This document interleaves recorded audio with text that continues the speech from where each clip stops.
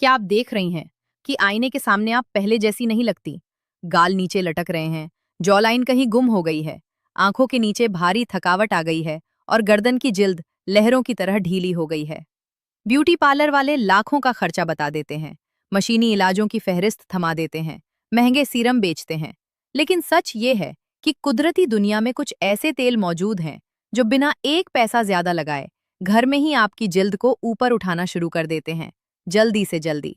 मैं हूं डॉक्टर आयशा खान और आज की ये मुलाकात बहुत खास है क्योंकि आज मैं आपके साथ सिर्फ 5 ऐसे तेल बताने वाली हूं जो जब आपस में मिल जाते हैं तो महंगे से महंगे इलाजों को भी पीछे छोड़ देते हैं। ये 5 तेल आम तेल नहीं हैं, ये वो छुपे हुए नुस्खे हैं जो हमारी नानी दादी की किताबों में दर्ज थे और अब साइंस भी इनकी तरफ लौट रही है। पहले एक बात समझना जरूरी है, जिल्द का लटकना सिर्फ उम्र का खेल नहीं होता। इसमें धूप, गर्मी, पानी की कमी, नींद की खराबी और एक गलत तर्ज जिंदगी का भी बहुत बड़ा हाथ होता है। गर्मी के मौसम में ये मसला और तेज हो जाता है क्योंकि धूप की तेज किरणें चेहरे की ऊपरी परत को कमजोर कर देती हैं। तेल इस कमजोरी को भरने का काम करते हैं। ये जिल्द के अंदर की नाजुक परत तक पहुंचते हैं, उसको गिजायत देते हैं और धीरे धीरे जिल्द को ऊपर की तरफ खींचना शुरू करते हैं। लेकिन शर्त यह है कि सही तेल सही तरीके से सही वक्त पर इस्तेमाल किया जाए। बस यही राज है जो मैं आज खोल रही हूँ। आइए सीधा पहले नुस्खे पर चलते हैं। ये नुस्खा है अनार के बीजों का तेल और मोरक्को के मशहूर आर्गन तेल का मिलाप। अनार के बीजों का तेल एक ऐसा खजाना है जिसका जिक्र बहुत कम लोगों के मुंह से सुनने को मिलता है। ये तेल अनार के उन नन्हे से बीजों को दबाकर निकाला जाता है और इसका रंग हल्का सुनहरा होता है। इसका सबसे बड़ा कमाल ये है कि ये जिल्द की ऊपरी परत को एक महफूज चादर की तरह ढांप लेता है और अंदर के नाजुक खुलियों को जगाता है। दूसरी तरफ आर्गन तेल मोरक्को के आर्गनिया दरख्त के बीजों से आता है।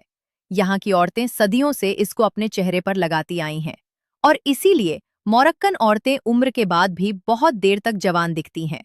ये दोनों जब आपस में मिलते हैं तो एक ऐसी जोड़ी बनती है जो ढीली पड़ गई गालों को अपनी जगह पर वापस लाना शुरू कर देती है। इसके इस्तेमाल का तरीका बेहद आसान है। रात को सोने से ठीक पहले जब आप अपना चेहरा धोकर साफ कर लें तो एक छोटी सी कटोरी में आर्गन तेल की करीब 7 बूंदें डालें और अनार के बीजों के तेल की 3 बूंदें मिलाएं। दोनों को अपनी हथेली में लेकर हल्की सी गर्माहट दें क्योंकि गर्म तेल जिल्द के अंदर ज्यादा गहराई तक उतरता है। फिर अपनी 3 उंगलियों के पोरों से चेहरे पर धीरे धीरे लीड्स लगाएं। हमेशा गाल के नीचे से शुरू करके कान की तरफ ऊपर उठाते हुए लगाएं। ये ऊपर की तरफ की हरकत ही असल जादू है जो जिल्द को अपनी जगह पर लौटने में मदद करती है। जॉ लाइन पर ठुड्डी के नीचे से कान की तरफ ऊपर ले जाएं और माथे पर भी नीचे से ऊपर की तरफ।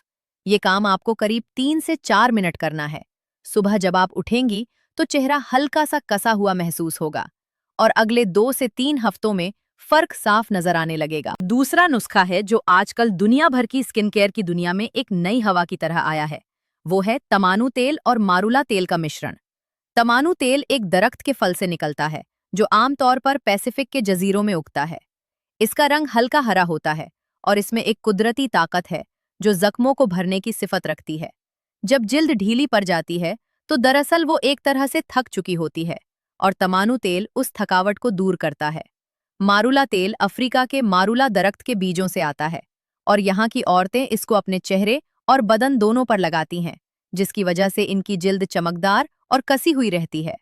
ये तेल इतना हल्का होता है कि जिल्द इसे फौरन जज्ब कर लेती है। कोई चिपचिपाहट नहीं रह जाती, जो गर्मी के मौसम के लिए बेहद मुनासिब बात है। इस जोड़ी को इस्तेमाल करने के लिए रात को या फिर सुबह जल्दी जब धूप नहीं निकली हो, एक शीशे की शीशी में मारुला तेल के 1 चम्मच के बराबर डालिए और इसमें तमानू तेल की सिर्फ 4 बूंदें मिलाएं। इस मिश्रण को हिलाने के बाद 3 बूंदें अपनी हथेली में लीजिए और चेहरे पर हल्के हाथ से थपथपाएं। तमानू तेल थोड़ा गहरा होता है, इसलिए इसे रोजाना कम मकदार में लगाएं। ये नुस्खा उनकी खास तारीफ के लायक है जिनकी गर्दन की जिल्द लहरों जैसी पड़ गई हो। गर्दन पर लगाने के लिए ठुड्डी के ठीक नीचे से शुरू करके सीधा नीचे कंधे की तरफ बढ़ें। अक्सर लोग उल्टा करते हैं और ये उल्टी हरकत ही जिल्द को और ढीला कर देती है।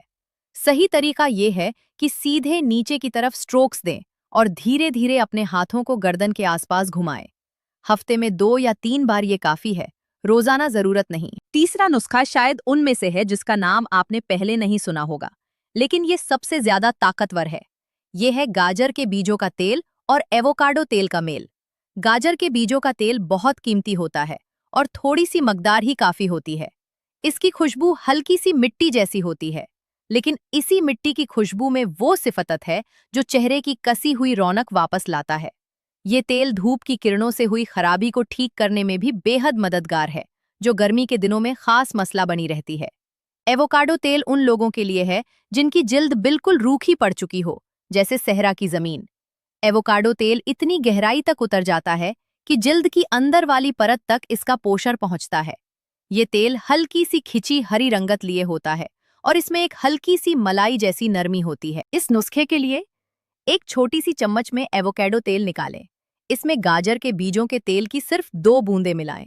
बूंदें ज्यादा लगाने की गलती मत करना, क्योंकि गाजर का तेल बहुत तेज होता है और ज्यादा लगाने से चेहरे पर हल्की सी जलन हो सकती है। इस मिश्रण को अपनी हथेली पर रखकर पहले दोनों हाथों के बीच में रगड़ें ताकि ये गर्म हो जाए। फिर दूसरी उंगली और तीसरी उंगली से चेहरे पर छोटे छोटे दायरे बनाएं। गालों पर घड़ी की सुइयों के उलट दायरे घुमाएं। आंखों के आसपास मत लगाएं, क्योंकि यहाँ की जिल्द सबसे नाजुक होती है। इस नुस्खे को हफ्ते में 3 बार रात को करें और करीब 4 हफ्तों में चेहरा एक नई ताजगी से चमकने लगेगा। जिन औरतों ने ये नुस्खा अपनाया है, उन्होंने बताया है कि गालों पर जो गहरे गड्ढे पड़ गए थे, वो उभरने लगे हैं। चौथा नुस्खा है उन औरतों के लिए जिनकी जिल्द ने बहुत ज्यादा धूप सह ली है। ये है हेलिक्रिस्मम का तेल और बादाम के मीठे तेल का मिश्रण। हेलिक्रिस्मम एक पीले रंग का फूल होता है जो आमतौर पर भूमध्य सागर के इलाके में पाया जाता है।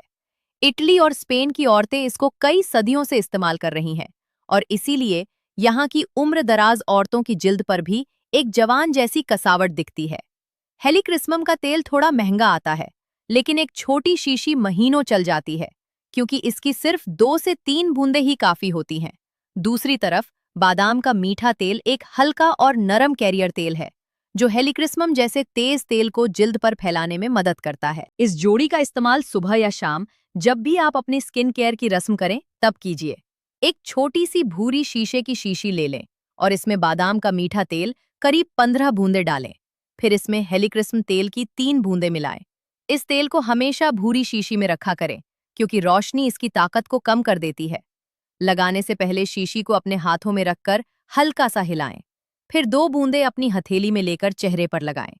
इस तेल का खास फायदा ये है कि ये चेहरे पर जो धब्बे पड़ गए हैं, वो हल्के होने शुरू हो जाते हैं और साथ ही जिल्द ऊपर की तरफ खिंचने लगती है। इसकी खुशबू बहुत ही सुकूनदेह होती है और रात को लगाने से नींद भी अच्छी आती है।